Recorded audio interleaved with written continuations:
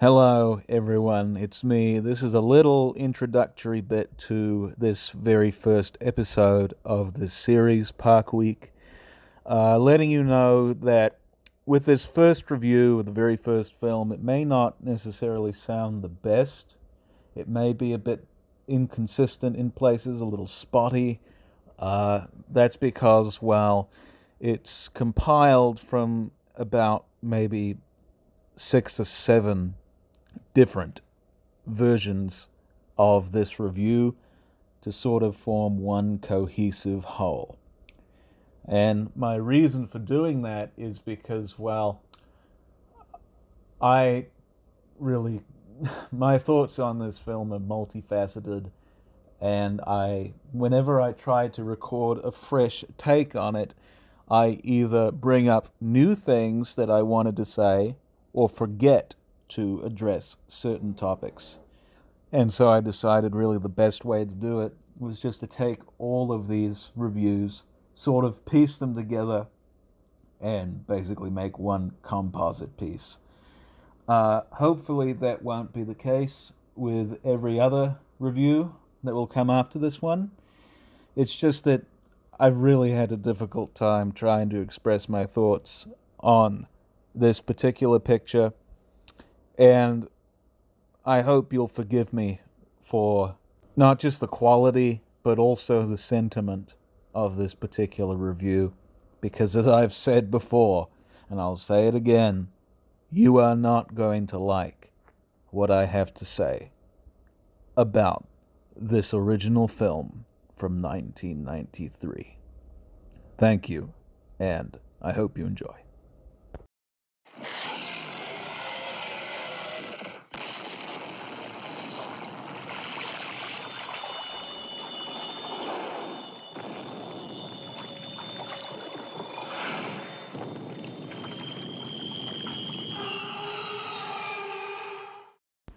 Hello and welcome to Park Week, a series of reviews dedicated to every film in what is perhaps my favorite franchise of all time, Jurassic. We're just going to call it Jurassic here, people. Not Jurassic Park, not Jurassic World, not Jurassic Universe, not Jurassic this or that or the other thing. Because at this stage, what even is it anymore? And really, if I were to refer to it by that rather neutral nomenclature, everyone would be happy. So, welcome to the series. It's been long overdue because, well, I haven't really given my definitive thoughts about really any of these pictures. And I figured, there's 7 films now in this series. There's 7 days in a week. And I suppose, why not do it in this fashion? Incidentally, this is slated to come out about a week ahead of this year's Shark Week, which was not at all my intention. It's purely a matter of myself not doing the proper research and just being lazy. So I suppose if you don't care much for sharks and you think that rather felonious attempt at trying to convince the world that Megalodon was still living unto this day is absolutely unforgivable, then perhaps you'd consider skipping that and watching this instead. This is my review of the very first film in the series, Jurassic Park from 1993. And obviously, most of you people know how important this film is in terms of cinema and visual effects and everything else in that field, and how really it's just a marvel when it comes to very technical aspects of filmmaking. It's basically what King Kong was back in the 30s, but transplanted to the 90s. Without it, you wouldn't necessarily have really as predominant an influence of CGI as there is today over contemporary cinema. Arguably, you may say that perhaps it has gotten so ubiquitous that there really ought to be a recession. But nevertheless, I'm not going to talk too much about the main plot of the film because by now it's 33 or 36. No, 33. Yeah, it's 33 years of age. Plenty of people have seen it, and you obviously know what it's about, and plenty of people who are perhaps maybe even more qualified than I am, even though I've seen this film about 128,882 times, can talk more at length about those aspects of the film when it comes to storytelling, characters, themes, and whatnot. I'm just going to give you my general impressions of this film and some things that I feel need to be addressed. As you know, my early history with this film stems back to about the age of 0 when this is an anecdotal tale. My mother told me that I would skip over the human bits in order to get to the dinosaur bits, and this will become important later in the course of the reviews, you'll see. And how basically it sort of made me obsessed with dinosaurs to the point where I still am today, and I actually, at that stage, wanted to grow up to become a paleontologist. Contrary to popular belief, there's a lost generation of people from the 2000s who grew up with these films and wanted to grow up to become paleontologists, like that rather fanatical and just really solipsistic group of folk from the decade prior who say that they were the only ones around before the rejuvenation of the franchise with Jurassic World, which we'll talk about very soon here. And really, when it comes to what people think about this film, they really only look at it as a film, not as an entry in a franchise. In fact, many people tend to denigrate any other film that's come after it in this franchise because it's simply not it, because because they don't necessarily capture the magic and wonder of the original, and how really they were just trying to cash in on the appeal of the whole dinosaur craze that this started. As the series goes on, you'll come to find out that that's really not the case. But nevertheless, people have said that this is really, in retrospect, the only film that is worth anyone's time when it comes to the Jurassic franchise, and that really it shouldn't have never been a franchise, even though it was inevitable that it was going to be because it made so much money, and people should really just stop fretting over that. But nevertheless,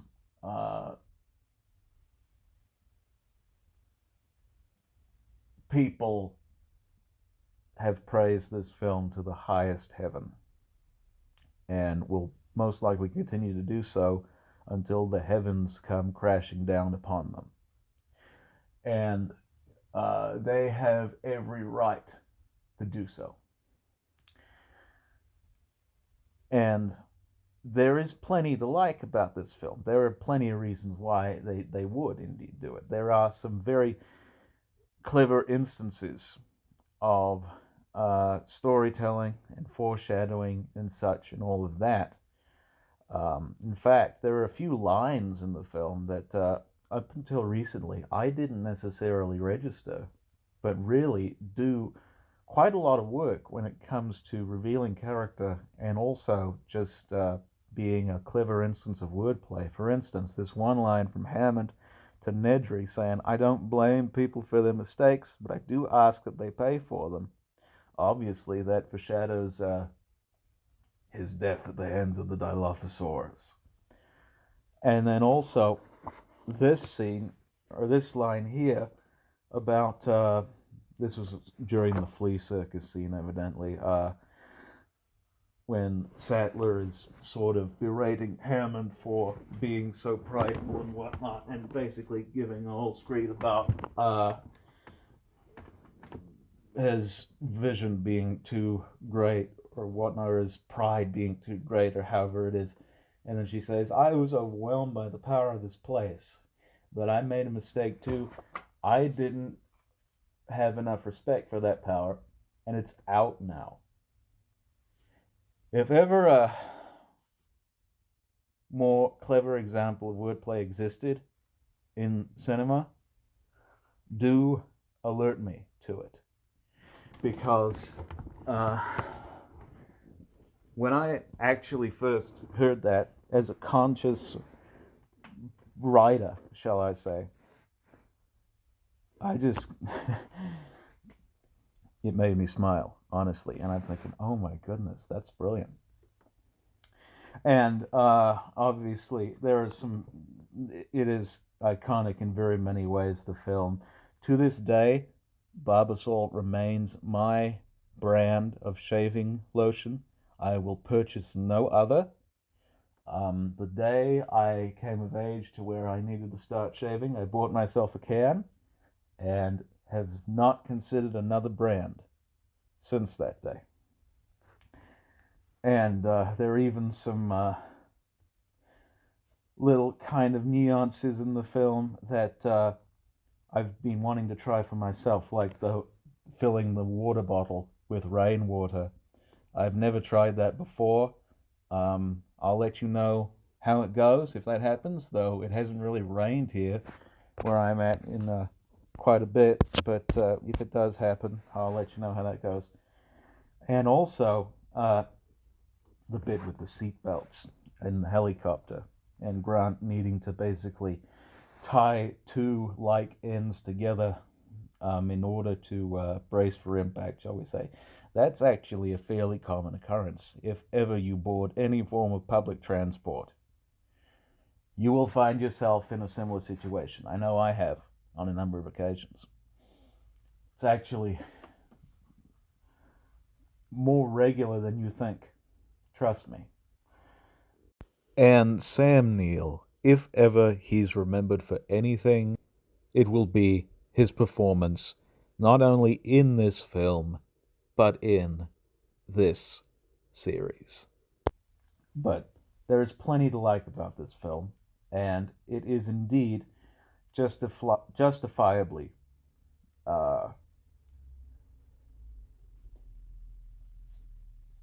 one of merit in the history of cinema, and those people who do venerate it as any good Catholic might, very many relics, I don't fault them for that. However, if you've seen this film as many times as I have, and I am willing to bet that there are very few of you who have seen it as many times as I have, or in fact, if there are very few who are willing to admit to this. But if you've seen this film as many times as I have, and I have not had access to this film for almost 8 years, from around 2014 to maybe 2022, when I didn't have a television, and I had acquired a DVD player secondhand, and that's pretty much how I view most of my media these days, is on this used DVD player. It plays Blu-rays even, and my brother even modified it to where it could basically play region-free DVDs and such. But if you've seen this film as many times as I have, and I tell you, I have seen this film enough times to know that there is a Elmo calendar, that's right, Elmo from Sesame Street, hanging in the control room. You'll see it when the systems are shutting down and Muldoon is inquiring about the raptor fences being on. I see it every time. It's as plain as day.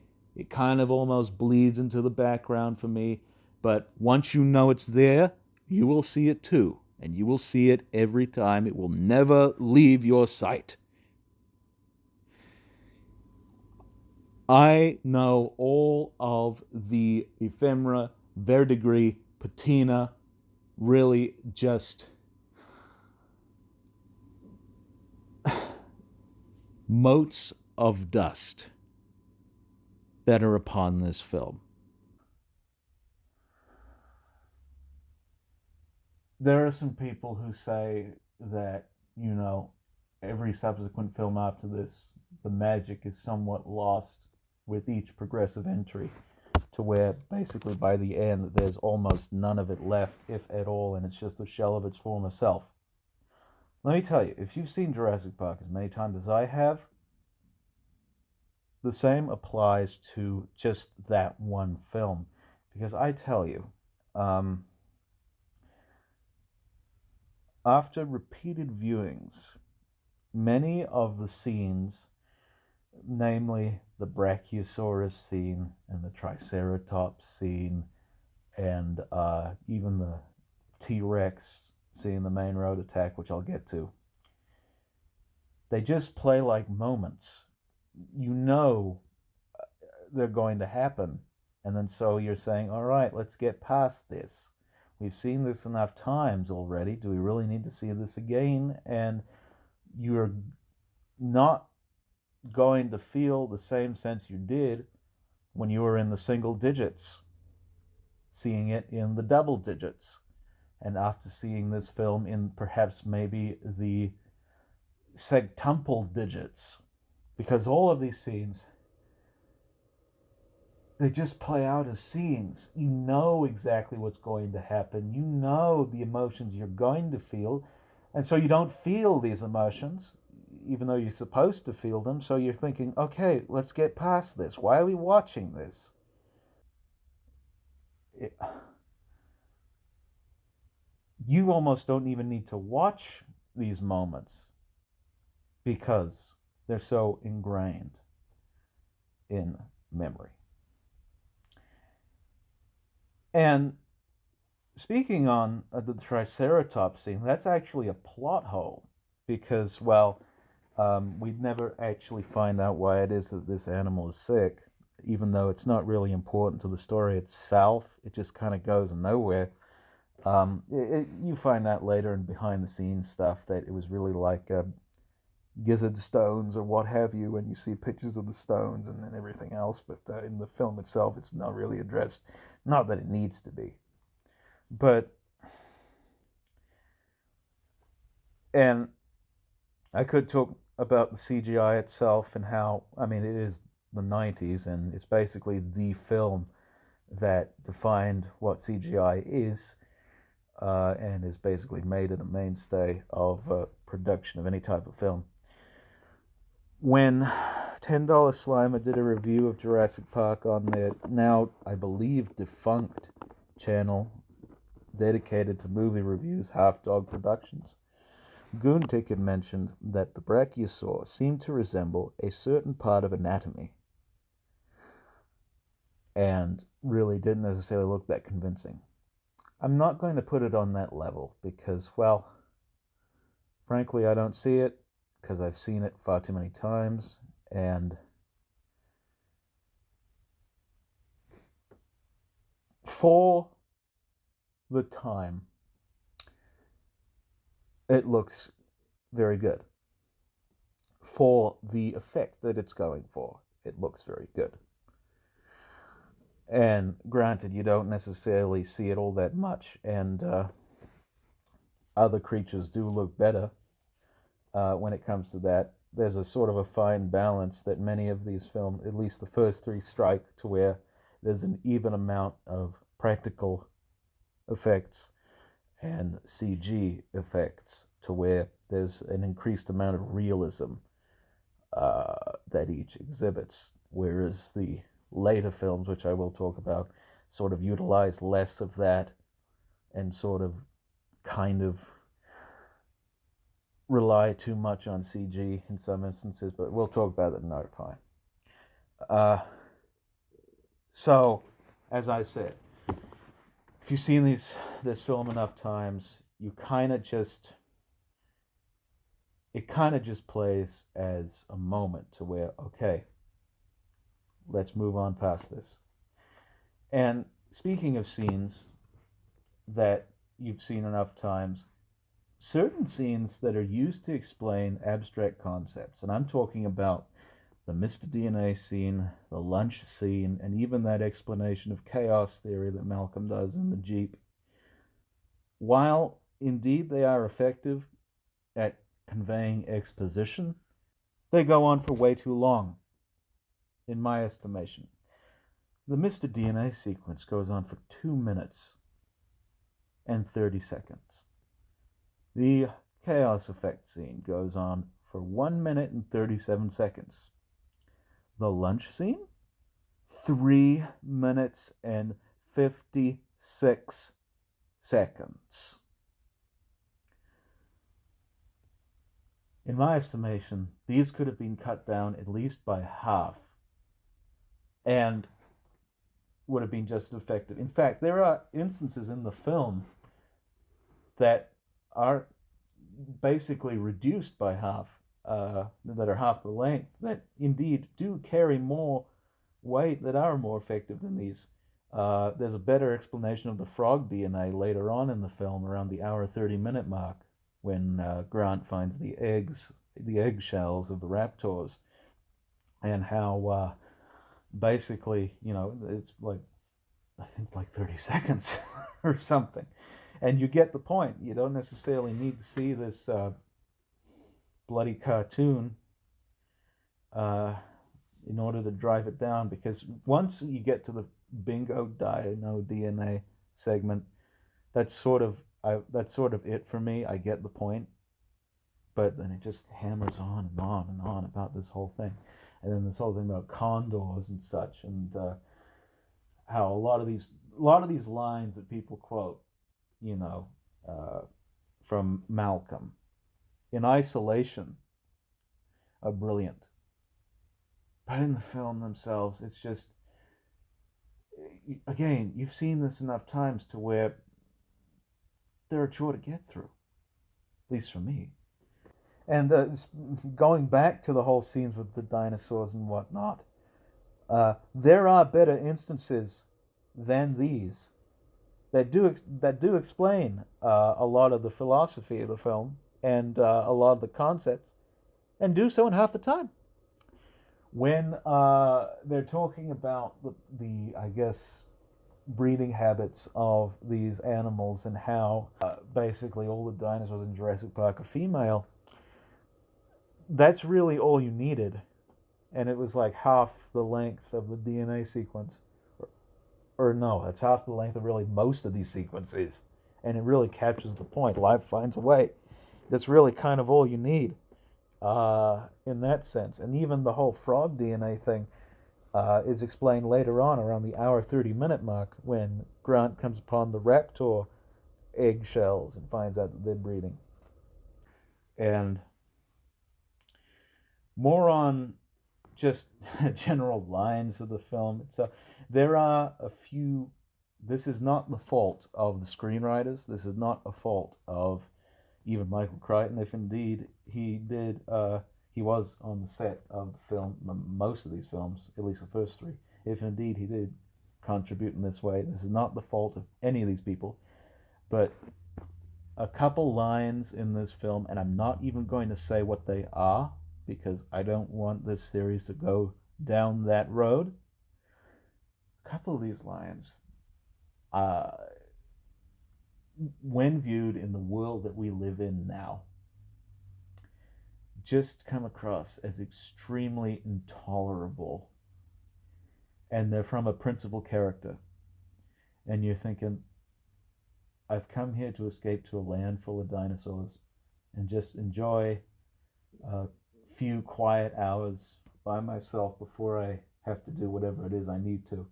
I'm missing my daily scripture reading for this, my 10 chapters in the afternoon and 10 chapters in the evening for this.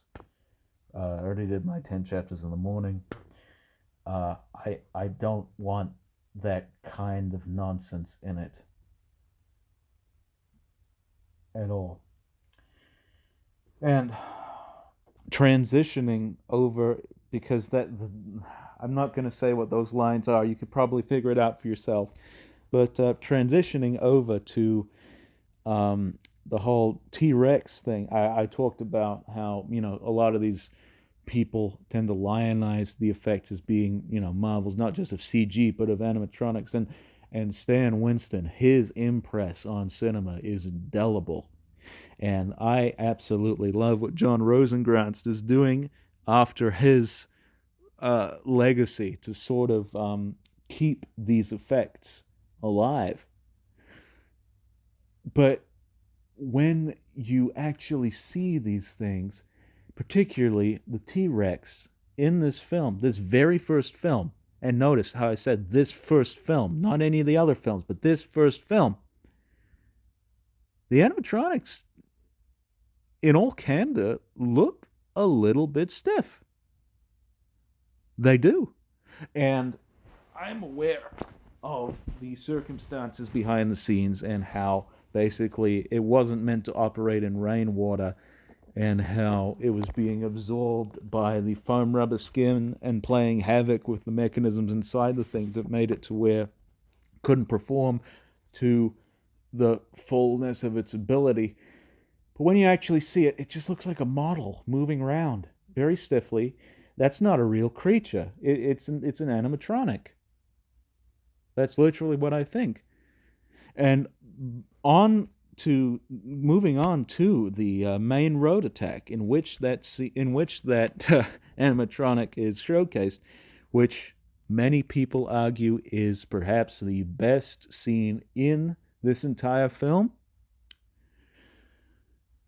I've seen this film so much that it got to the stage where I almost considered skipping it over just to get through this film.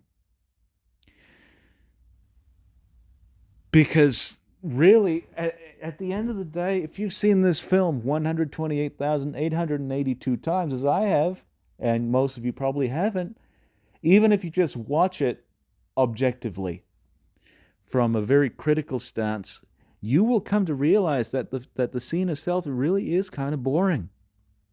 It really is boring because there's no music. You got this stiff-looking model just moving around unconvincingly, and you have, it seems like, almost hours of children screaming.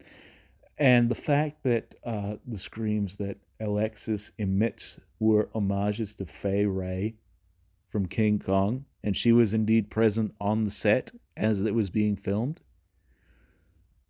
I'm not going to talk too much about Kong in either this or any of the reviews of these films, but I am of the unpopular opinion that the 1933 picture is not all that it's cracked up to be. And whenever I do end up doing that video in saying that Peter Jackson's King Kong is superior to it, I will mention that one of the major reasons why is that Fay Wray, all she does is scream.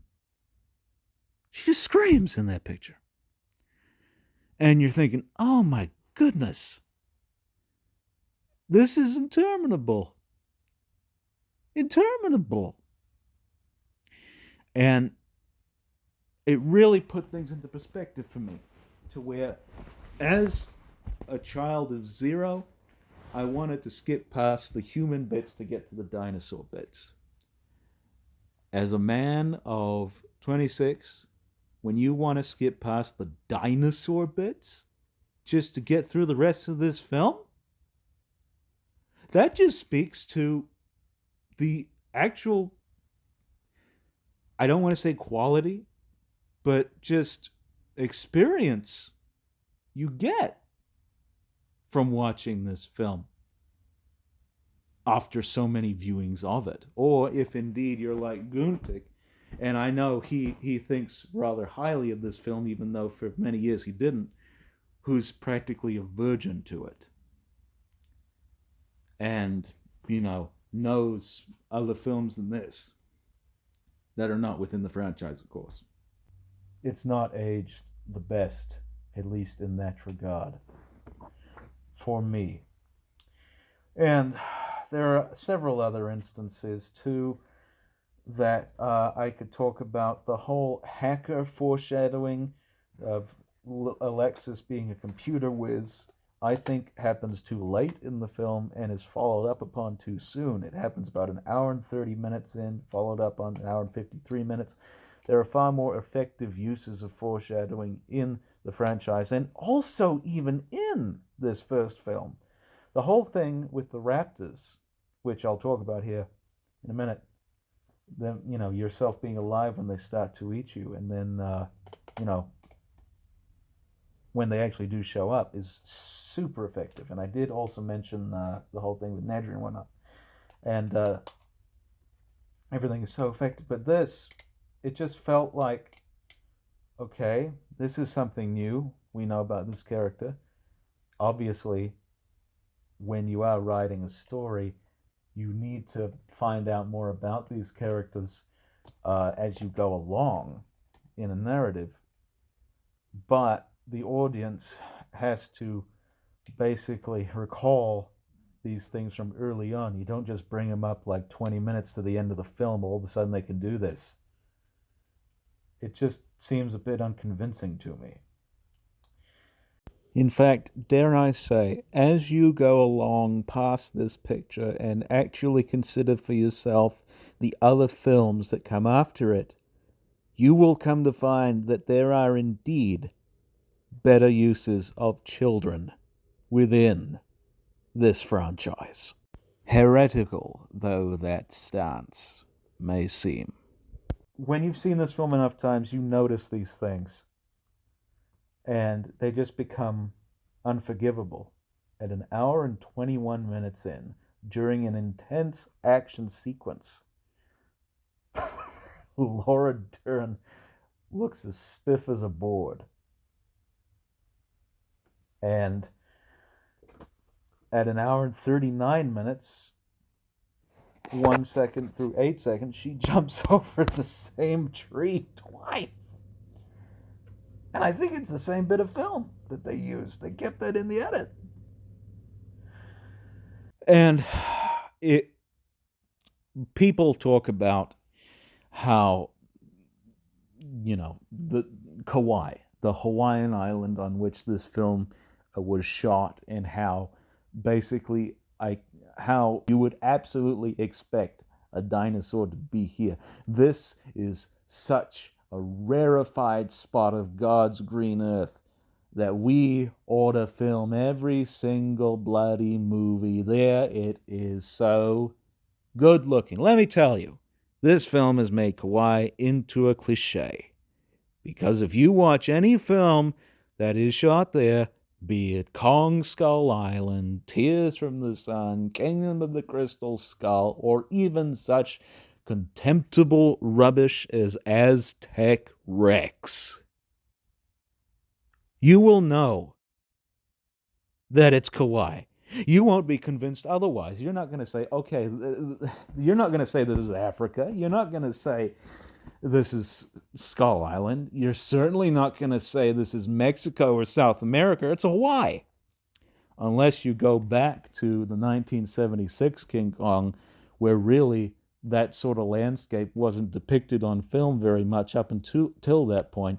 You can kind of sort of suspend your disbelief there. But really at this stage, it's Kauai. There's no getting past it. It's Kauai.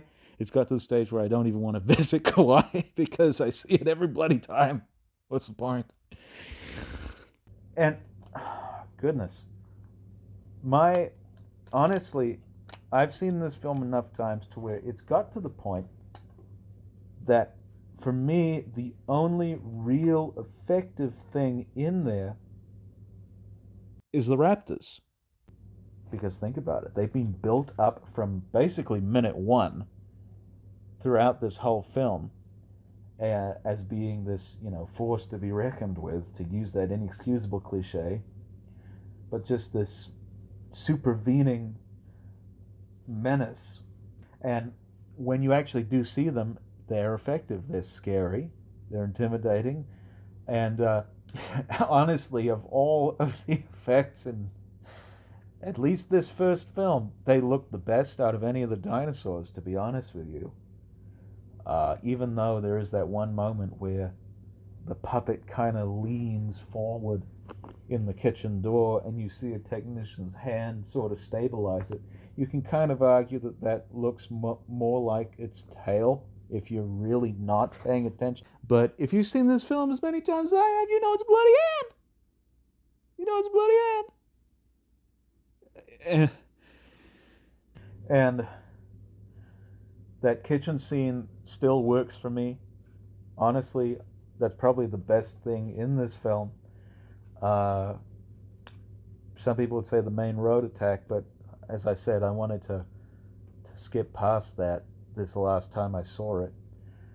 And even that one shot towards the end with the raptor sort of looking up towards the grating and the light being reflected upon it, showing the, I suppose, sequence of letters for DNA, the CG and AT repeating over and over again. I have always thought, and still do think to this day, that that is a cool shot. And the ending, I'm going to say it right here. I never liked the ending of this film. Yes, with the T-Rex coming in and slaughtering these poor raptors and doing that triumphant roar at the end with the banner falling in front of it when dinosaurs ruled the earth. And this may well be a selfish, a lingering resentment of selfish childhood. But the velociraptors were my favorite dinosaur growing up, and I didn't necessarily want to see them harmed in that way. I still think to this day that they are playing possum and were far more resilient than that film let on, and that they could very well have been resurrected very easily in that series called Atherton that I proposed many years back on this channel, but will most likely never see the light of day. Because really at this stage, what's the point anymore? And yes, while it does work thematically, it does give a satisfying end to things, and basically gives these, quote, villains, unquote, even though they're just really animals. They're just desserts. I still don't like that ending of this first movie. And it got to the stage where when you finally get to the end of the picture and you're past the pelicans flying outside the helicopter and it going into the horizon, and you see directed by Steven Spielberg there, and you hear the incessant music by Williams that you've heard basically every time since you've first seen it, I literally had this thought. And this is not what I thought when I first saw it when I was 0 years old. This is not what I thought when I saw it for the first time in a long time, maybe even all the way through when I was 8. This is not what I thought after I saw it when I was 14 and I had to view it for a class because the teacher was talking about dinosaurs and whatnot, and I was going to lend her my copy of the film to view or to show to the class in school. This is not what I thought about a year or so ago when I saw it. This is not what I thought when I acquired that DVD player that I talked about and saw it again after almost 8 years.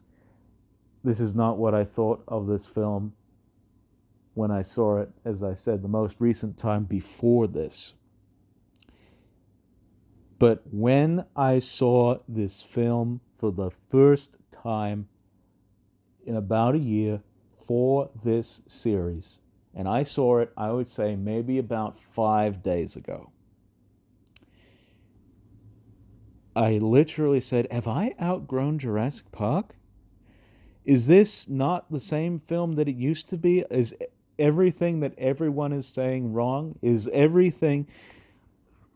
about this film a lie? No, of course not.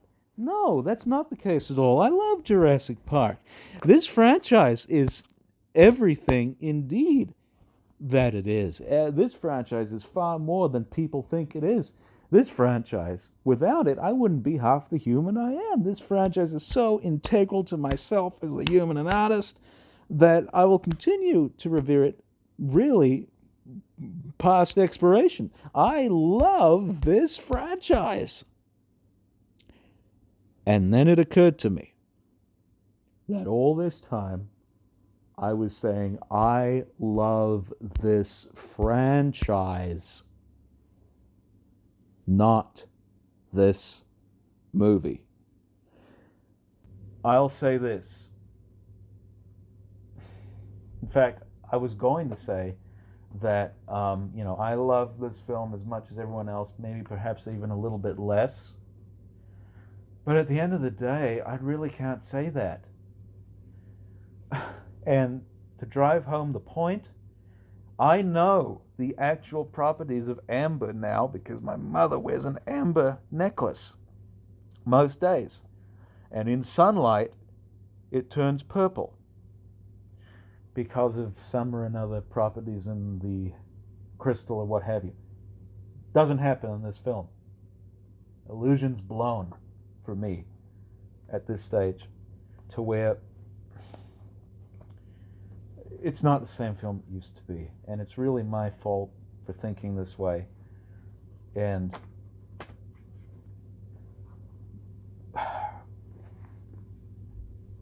people continue to venerate it, as I've said, without realizing that really this film was a happy accident that really shouldn't have happened in the way that it did. Just all of the right circumstances had manifested to where they could pursue with things the way that they did. In fact, were it not for that test footage that was presented to Spielberg by Dennis Muren of the galleys running down the field in CGI fashion, this film probably would not be remembered today, at least in the same way that it is, and really kind of would have just been forgotten.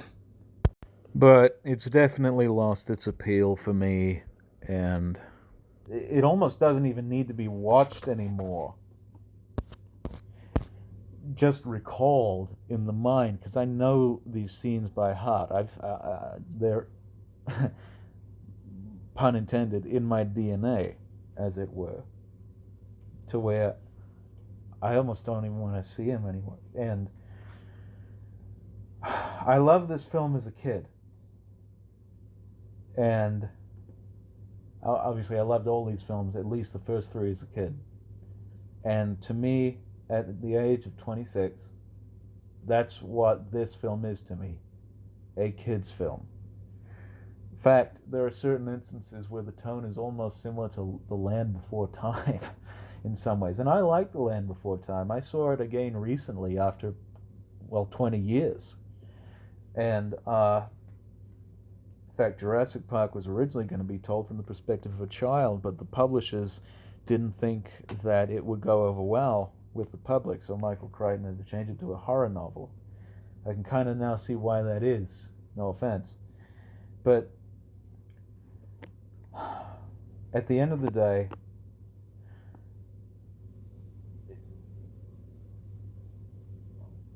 this is perhaps the most important film in the Jurassic franchise. But at least for me, it's not the best, because I actually hesitated watching this again because I really have to be in the mood to watch, because I've seen it so many times. And it's gotten to the stage where I almost don't want to see it unless I'm in a group situation, which I very rarely am in. And it's honestly not the first film I go to if I want to watch Jurassic Park, if I want to basically get a taste of this universe. It's not the first film I go to. It's probably like the third or even the fourth film I go to if I want a taste of this. And as loath as I am to say it, I'm going to have to give this film a 6.5 out of 10. You can say whatever you want about my apparent idiocy for not appreciating this film the way that everyone else does and will continue to in the comments below. But understand that I frankly changed as a person. And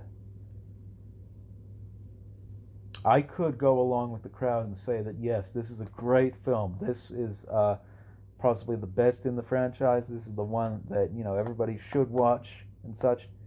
But that's not how I feel. And I wanted to give you my honest opinion of it because I've never reviewed it before, even though I've lauded it consistently throughout the years. And now that I have, I probably won't talk about this film very much in the near future, nor will I feel enticed to watch it again unless I am in a group situation. But that's all I have to say on this matter. In fact, I would say that I would prefer to read Jurassic Park than watch Jurassic Park these days. And it's been a fair few years since I've actually read the book.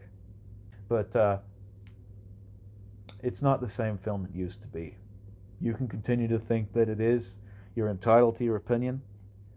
But this is mine. And so far as I know, I'm going to be sticking to it. So that's it. That's all I have to say, at least about this first film, Jurassic Park. I hope you managed to enjoy this. I doubt you did, because, well, it seems like I've just been really bashing this film for all of its bad qualities and really just sort of sidelined all that made it the film that it is, all that makes it one of the greatest that's ever been made. You can go to anyone else for that. You can come to me for honest opinions. But that's what I think of it, and that's all I have to say on it. Tune in tomorrow for my thoughts and opinions on its sequel, The Lost World, Jurassic Park.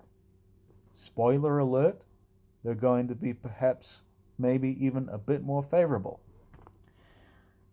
than these were. And hopefully this series I'm doing, Park Week, won't upset your sensibilities too much, though I highly doubt that. And maybe, just maybe, you'll come to find that there are other films than this. So thank you for watching, and we'll see you tomorrow for episode 2 of Park Week. Cheers.